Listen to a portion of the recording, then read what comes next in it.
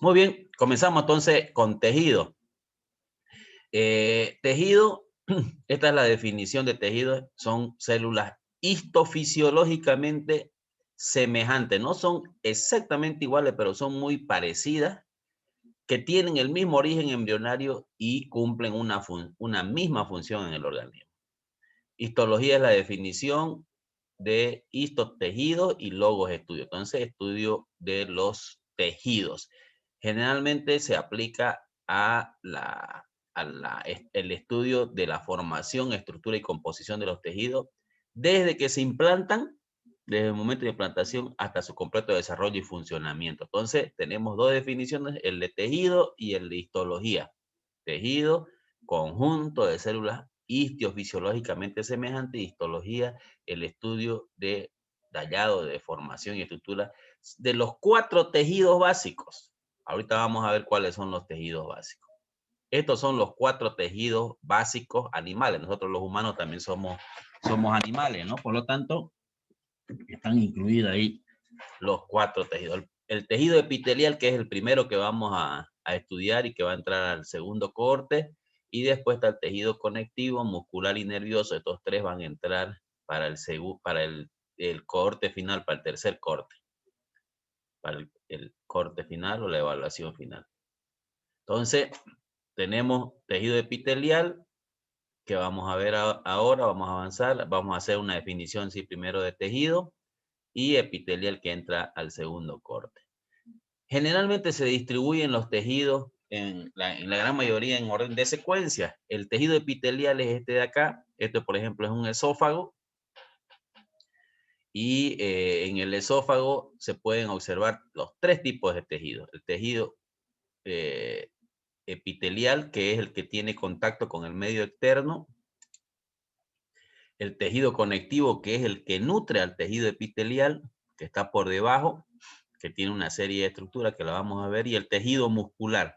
Aquí falta el tejido nervioso, pero a veces se lo puede encontrar en una arteria, vena y un nervio, se lo puede encontrar, pero aquí podemos ver esos 3. Entonces, muchas veces están en secuencia, así como el que vamos a comenzar a estudiar es el tejido epitelial, pero antes vamos a ver unos conceptos generales sobre tejido. ¿De dónde se derivan los tejidos? Los tejidos se derivan del huevo cigoto, que después se va a formar en blastocisto, en gástrula y en las hojas embrionarias, o sea, las 3 hojas que tiene el embrión. Uno se llama ectodermo, otro mesodermo y otro endodermo.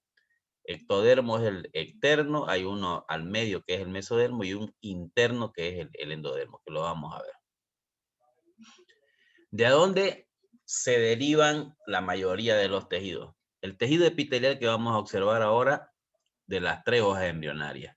Si es la piel, por ejemplo, del ectodermo, si es tejido epitelial de algún órgano, del mesodermo, y si es un órgano más interno, del endodermo. El tejido conectivo del mesodermo, que es el de la mitad, el tejido nervioso del ectodermo por inducción del mesodermo, y tejido muscular igual del mesodermo. Aquí tenemos un ejemplito. El cigoto, el blastocisto, y esta es la gástrula, este es el embrión. Entonces el embrión tiene estas 3 capas, ¿no? El ectodermo, el mesodermo y el endodermo, las 3 capitas. Entonces, en el del ectodermo se pueden encontrar las células de la epidermis, se pueden encontrar las células de neurona, las células pigmentarias,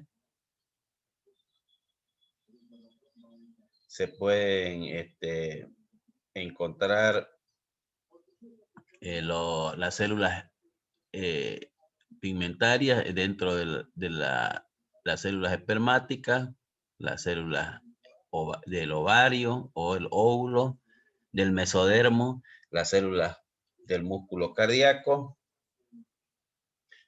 las células del músculo esquelético, las células del túbulos contorneados del riñón, las células sanguíneas, las células musculares, del endodermo, las células pulmonares, del alveolo pulmonar, la célula tiroides. Esa es más o menos la distribución, cómo están establecidas la distribución del del endodermo y ectodermo, ¿no?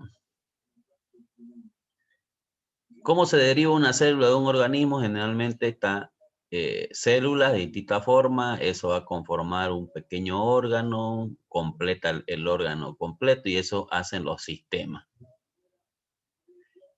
¿Cómo se clasifican los tejidos según el grado de especialización? Cuando hablamos de grado de especialización es qué tan necesarios son para la vida.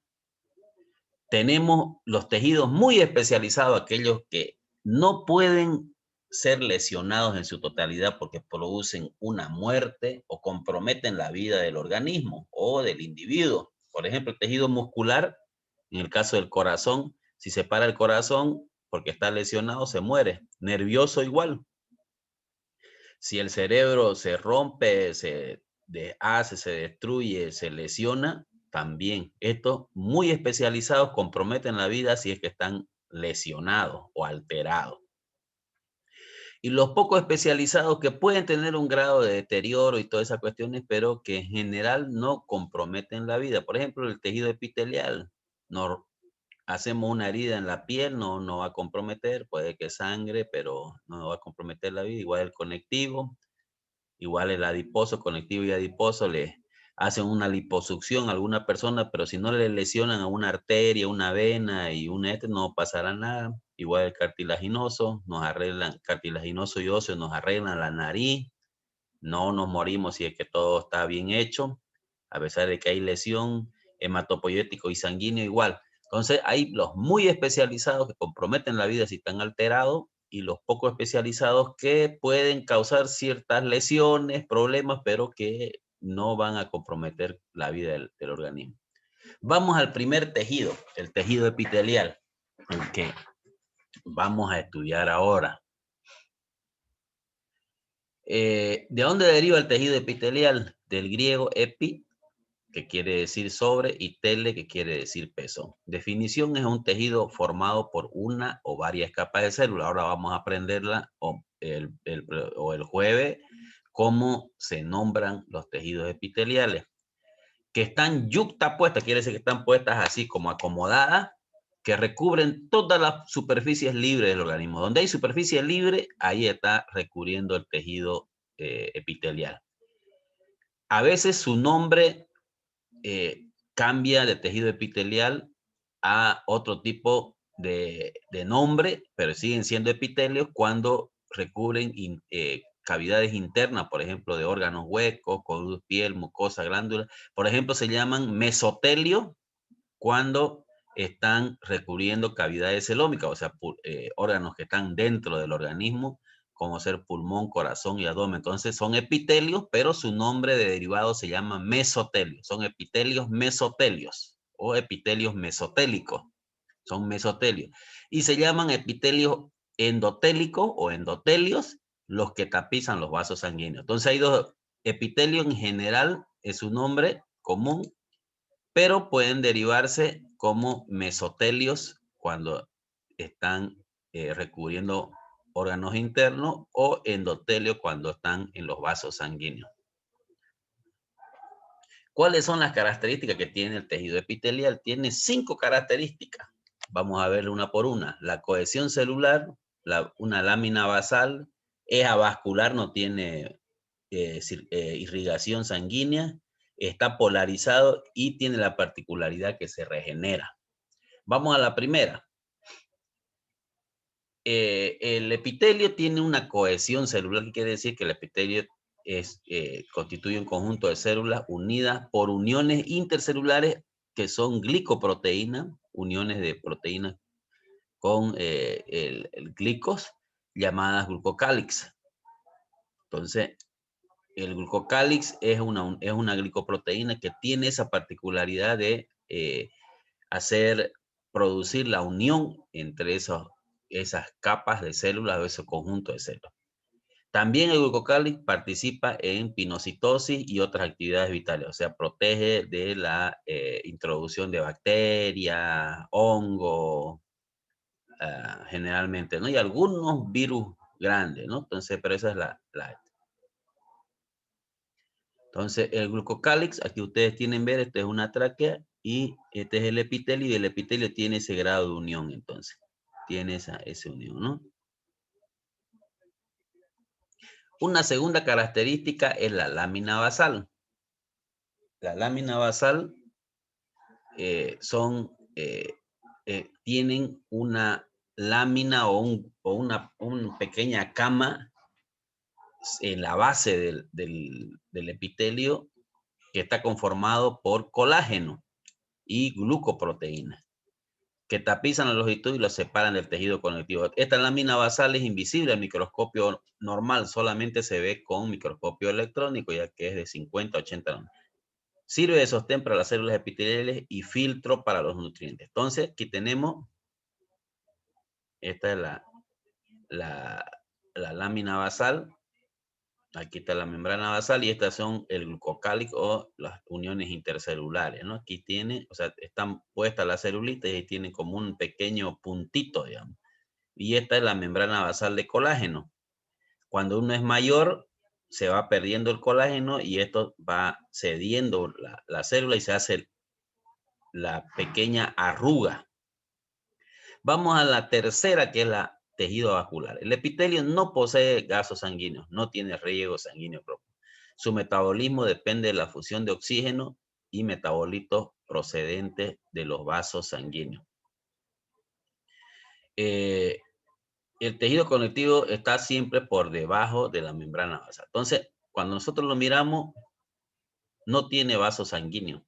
Por abajo, en el epitelio, sí, en el epitelio conectivo, sí, ahí están los vasos sanguíneos. Por ejemplo, aquí un vaso sanguíneo. Entonces, pero como tejido epitelial, no hay vasos sanguíneos, no hay irrigación. Entonces, se alimenta a través de esta zona de acá, que es el tejido conectivo.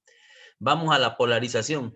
Polarización significa que en su región apical, en la región basal está la membrana amorfa de colágeno y en la región apical hay algunas modificaciones que tiene el epitelio.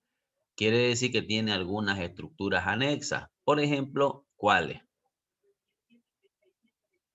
Microvellosidades, estereocilios, cilios y en algunos casos flagelos.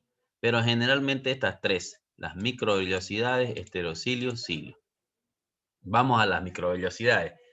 Son expansiones citoplasmáticas cilíndricas que tienen la función de aumentar la superficie de asociación, aumentar la superficie celular, el intestino, los túbulos del riñón se encuentran. Entonces, por ejemplo, en el intestino, como nosotros los humanos somos monogástricos, lo que hacemos es, el organismo nos aumenta y o sea, al ser monogástrico pasa muy rápido el alimento, el bolo alimenticio. Por lo tanto, se hacen estas pequeñas microvellosidades para que pueda retardarse y haber una mejor absorción. Entonces, si esto medía 1 metro, normalmente esta velocidad medía un metro entre las tres. Con las velocidades van a aumentar su dimensión a 2,5 metros. Entonces, así podemos asegurar una buena absorción de nutrientes. A veces pueden estar aisladas, o sea, ser individuales así, o en grupo. Cuando está en grupo se llama chapa estriada. Entonces, las microvellosidades cuando están agrupadas como un cepillito se llaman chapa estriada y el ribete en cepillo o ribete en cepillo. Después hay otras estructuras. Después están los cilios y los estereocilios, que son más pequeños, que lo vamos a ver, ¿no? También encontramos, como les decía yo, las células tienen una superficie basal paralela a la membrana basal y tienen invaginaciones, repliegues, que son repliegues de la membrana plasmática profundo y los hemidemosomas que permiten la unión de epitelio de la lámina basal y el corio. Aquí tenemos las microvellosidades. Ahí está. Los flagelos, algunos flagelos que tienen algunas estructuras, no solamente tienen el espermatozoide, tienen algunos linfocitos y otras sustancias más. Y los cilios, que yo les decía, los cilios son formaciones alargadas con movimientos pendulares. Entonces los cilios son más alargaditas que las microvellosidades y tienen movimiento, así como hacen como un reloj de péndulo y generalmente se encuentran en los epitelios respiratorios. Los heterocilos son microvellosidades largas agrupadas en manojo piliforme y son inmóviles. Esa es la diferencia con los cilios. Los cilios, entonces, son móviles, los heterocilios son inmóviles, no se mueven. Están en el epidimo, transportan y líquidos. Característica 5, regeneración celular. Entonces, el tejido epitelial tiene la capacidad de regenerarse para mantener la continuidad de los tejidos.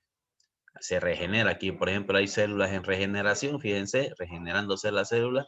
Si ustedes se cortan o se muerden una lengua o su lengua, ella se va a regenerar inmediatamente debido a esa capacidad que tiene de regeneración. Bueno, hasta ahí, a ver, vamos a dar un minuto para que puedan hacer alguna consulta. Vamos a dejar de